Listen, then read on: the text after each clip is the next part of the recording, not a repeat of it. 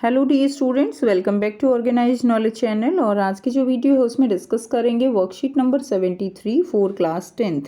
विषय विज्ञान है और ये वर्कशीट आपके लिए 21 जनवरी 2022 के लिए शेड्यूल की गई है। आज की जो वर्कशीट है स्टूडेंट्स, उसमें हम आनुवांशिकता एवं जैव विकास जो हमारा चैप्टर 9 है उसी को कंटिन्यू करते हुए आगे पढ़ेंगे। वर्कशीट शुरू करने से पहले प्लीज़ चैनल को सब्सक्राइब कर दीजिए, बेल आइकन को प्रेस कर लो ताकि आपको आने वाली वीडियोस की नोटिफिकेशन वो समय से मिल जाए। देखिए क्या दिया गया है आज की वर्कशीट में। पिछली वर्कशीट में हमने एक संकर क्रॉस के बारे में पढ़ा कि किस तरह से एक गुण को हम क्रॉस करके और उसमें जो भी संभावित लक्षण है वो किस तरह से प्रदर्शित होते हैं वो हमने समझा पिछली वर्कशीट में। अब हम समझेंगे स्वतंत्र वर्गीकरण का नियम। स्वतंत्र वर्गीकरण का नियम क्या है? इसमें मेंडल ने द्विसंकर क्रॉस का मतलब क्या है कि दो अलग अलग विशेषकों के लक्षणों के जोड़े को एक क्रॉस के आधार पर प्राप्त सामान्यीकरण के माध्यम से स्वतंत्र वर्गीकरण का कानून प्रस्तावित किया। ठीक है, उदाहरण के लिए बीज का रंग तथा बीज का आकार। तो इस नियम के अनुसार क्या है, यानी मेंडल ने इस तरह से एक द्विसंकर क्रॉस कराया, यानी दो लक्षणों का एक साथ अध्ययन किया और उससे जो रिजल्ट मिले उसमें क्या था कि जितनी भी पॉसिबिलिटी हो सकती थी जो है आपस में जो लक्षण हैं उनको एक दूसरे के साथ जाने की, वो सारी पॉसिबिलिटी इसमें क्रॉस में दिखाई दी, जिसके आधार पर ये कहा जा सकता था कि जो लक्षण होते हैं वो एक दूसरे से स्वतंत्र रूप से जो है क्या करते हैं, वो स्वतंत्र रूप से वंशानुगत होते हैं। यानी कोई उसके ऊपर किसी तरह की कोई बाउंडेशन नहीं होती कि ये इसी जीन के साथ रहेगा। ठीक है, ऐसा नहीं होता। ये हम और अभी क्रॉस करेंगे तो और क्लियर हो जाएगा। प्रत्येक विशेषक या लक्षण की प्रतिकृतियां यानी जो कॉपिंग होती है एक दूसरे से स्वतंत्र रूप से एक द्विसंकर क्रॉस में युग्मक निर्माण के दौरान वंशानुगत होते हैं, अर्थात स्वतंत्र रूप से स्थानांतरित होते हैं। क्या होता है जब मटर के पौधे में दो अलग अलग विशेषक यहाँ पे क्या है, कैरेक्टर, ठीक है, उनकी प्रतिकृतियों को स्वतंत्र वंशानुगति का अध्ययन किया जाए। गोल बीज वाले लंबे पौधे और झुर्रीदार बीज वाले छोटे पौधों की संतति सब कैसी दिखती है? ये सभी लंबे होते हैं और इनके बीज गोल होते हैं। लंबाई और गोलाई इस प्रकार प्रभावी लक्षण हैं। यानी जब अगर पौधा जो है वो कैसा लिया गया, पौधा वो गोल बीज वाला है और लंबा है, और झुर्रीदार बीज वाला है और छोटा है, तो जब हमने देखा तो सारे पौधे कैसे थे, लंबे थे और जो है गोल बीज वाले थे। तो इसका मतलब इसमें क्या हुआ कि गोल बीज और लंबा ये दोनों क्या हैं, ये दोनों प्रभावी हैं।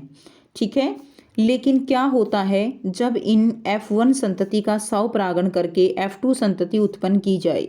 इसी तरह यदि दो विशेषक जैसे बीज का आकार हमने लिया गोल या झुर्रीदार, बीज का रंग हमने लिया पीला या हरा, इस पर विचार किया गया तो F1 के दौरान RRYY पौधों में अर्धसूत्री विभाजन के दौरान अंड तथा पराग उत्पादन के समय जीन के दो जोड़ी के स्वतंत्र संयोजन को समझने के लिए एक पेनेट वर्ग का प्रभावी ढंग से उपयोग किया जा सकता है।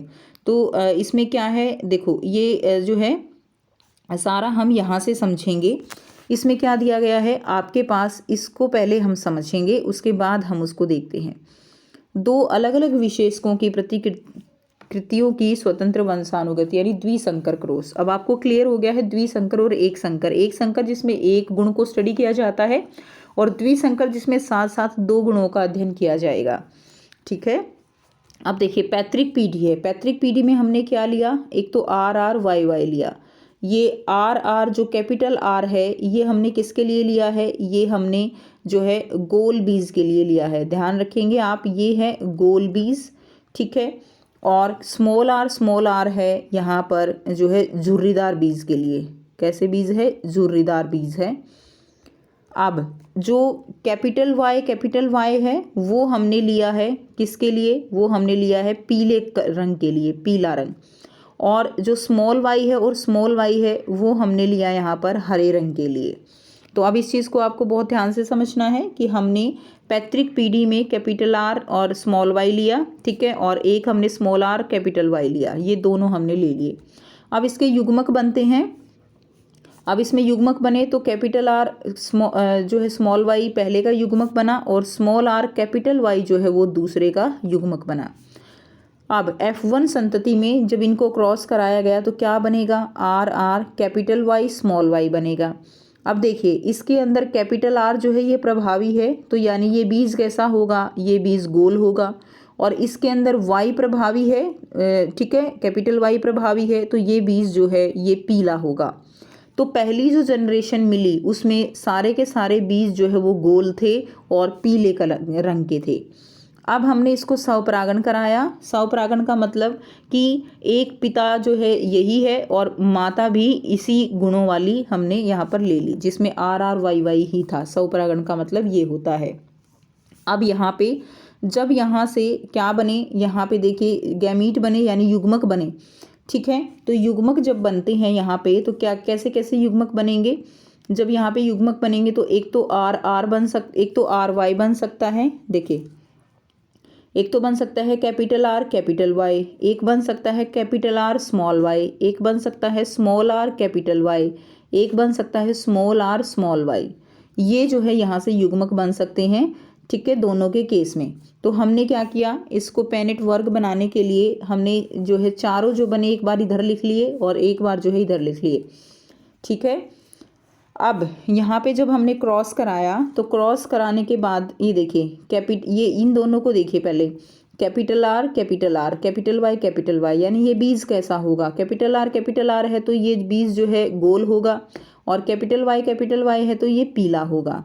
इसी तरह कैपिटल आर और कैपिटल वाई, अब ये इसमें स्मॉल वाई है लेकिन ये भी बीज ऐसा ही रहेगा क्योंकि कैपिटल वाई जो है वो कैसा है, प्रभावी लक्षण है स्मॉल वाई के ऊपर, इसीलिए कलर पीला ही रहेगा। अब यहाँ पे कलर पीला हो गया। और इसी तरह से जब हमने ये पूरा क्रॉस बनाया, आप बहुत ही अच्छे से इसको बना सकते हो बच्चों, ठीक है। देखिए अभी अगर इसको इसके साथ करना है तो बहुत सिंपल है, एक आर वाई है आपके पास, एक ये आर वाई है, तो कैसा होगा स्मॉल आर स्मॉल वाई, तो ये बीज कैसा रहेगा, ये बीज आपका हरा होगा और झुर्रीदार होगा, हरा और झुर्रीदार, ठीक है, ये वाला रहेगा।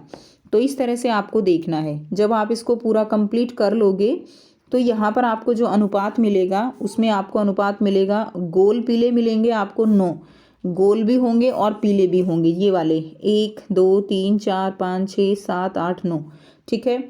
उसके बाद गोल आपको मिलेंगे हरे, यानी गोल होने चाहिए और हरे होने चाहिए, तो 1 2 और 3। झुर्रीदार होने चाहिए और पीले, तो कौन से हो गए, झुर्रीदार और पीले, झुर्रीदार पीले 1 2 3, झुर्रीदार हरे केवल 1 है। तो इस तरह से आपको जो रेशो मिली वो ये वाला अनुपात मिला। अब इस अनुपात के आधार पर हम क्या कह सकते हैं, देखिए कोई भी कंडीशन नहीं है, सारे के सारे जो लक्षण है वो एक दूसरे के साथ मिल गए हैं। झुर्रीदार की बात करें तो पीले के साथ भी है और हरे के साथ भी है, ठीक है। गोल की बात करें तो पीले के साथ भी है और हरे के साथ भी है।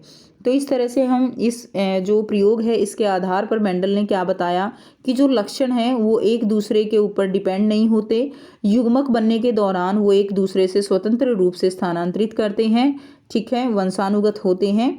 और जहाँ पर भी समयुग्मजी होता है वहाँ पर जो अप्रभावी लक्षण होता है वो अपने आप को शो करता है, अपना प्रभाव दिखाता है, जैसे कि झुर्रीदार और हरे में, ठीक है भाई। अब यहाँ पे देखिए इस प्रकार युग्मकों के जो है यहाँ पे जब हमने यहाँ से छोड़ा था कि आगे हम पढ़ेंगे, तो अब जब गोल हरे बीजों वाले एक शुद्ध रेखा समयुग्मजी पौधों को दूसरे शुद्ध रेखा वाले झुर्रीदार बीज वालों से जो है संकृत किया गया तो उसमें allele R R Y Y का अलगाव माना जाता है। 50% युग्मों में जीन आर होता है और अन्य 50 में स्मॉल आर होता है। अब प्रत्येक युग्मक के अलावा जिसमें या तो आर या आर है, मतलब ये जो है ना सारा ये यही चीज़ है, बस आप इसको समझ लीजिए, आपको ये अपने आप जो है क्लियर हो जाएगा, ठीक है, जैसे हमने किया। अब इसमें आर आर ये इस तरह से आपको युग्मक मिलते हैं। फिर हमने एक पेनेट वर्ग बनाया और उसके बाद हमें जो यहाँ पर अनुपात मिला वो अनुपात हमें क्या मिला, 9:3:3:1, ठीक है, जो कि ये शो करता है कि जो लक्षण हैं वो सारे के सारे लक्षण दूसरे में क्या होते हैं, स्थानांतरित होते हैं, वंशानुगत होते हैं। अब आपको यहाँ पर आसान से 3 प्रश्न दिए गए हैं जिनके आंसर हम करेंगे। पहला प्रश्न है, गोल पीले विषम युग्मजी बीजों को स्वपरागण करने से निम्नलिखित परिणाम प्राप्त हुए। गोल पीले बीज हुए 315, ठीक है। झुर्रीदार बीज हुए 108, पीले बीज मिले 101 और झुर्रीदार हरे बीज मिले 32। उपरोक्त परिणाम से आप क्या समझते हैं? तो यहीं से हमारी रेशो कितनी आती है? 9:3:3:1। अब इससे क्या निष्कर्ष निकलता है? तो इससे यह निष्कर्ष निकलता है कि प्रत्येक लक्षण की प्रतिकृतियां एक दूसरे से स्वतंत्र रूप से एक द्विसंकर क्रॉस में युग्मक निर्माण के दौरान वंशानुगत होती हैं। यानी सारे के सारे जो लक्षण हैं वो एक दूसरे से अलग होते हैं और वो जो है अपने जैसे कि युग्मज बनते हैं उसके अकॉर्डिंग ही अपने आप को शो करते हैं, अर्थात वे स्वतंत्र रूप से क्या होते हैं? स्थानांतरित होते हैं।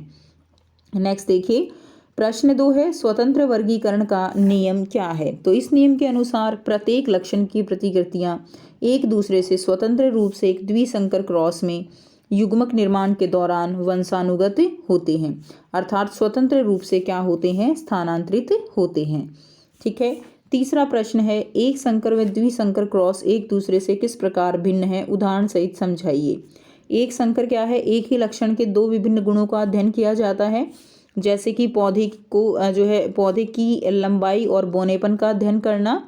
और द्विसंकर क्रॉस क्या होता है? जिसमें दो विपर्यासी लक्षणों का अध्ययन किया जाता है, जैसे बीज का आकार और बीज का रंग, जैसे हमने अभी इस वर्कशीट में किया। और हमने जब टी वाला किया था तो ये एक संकर क्रॉस था, लक्षण एक ही है हाइट का, लेकिन यहाँ पे क्या है कि उसके हम लंबाई और बौनेपन का अध्ययन कर रहे थे। इसके अंदर हम बीज का आकार और बीज का रंग दोनों का अध्ययन कर रही थी, ठीक है। तो ये द्विसंकर हो गया और पहले वाला एक संकर था।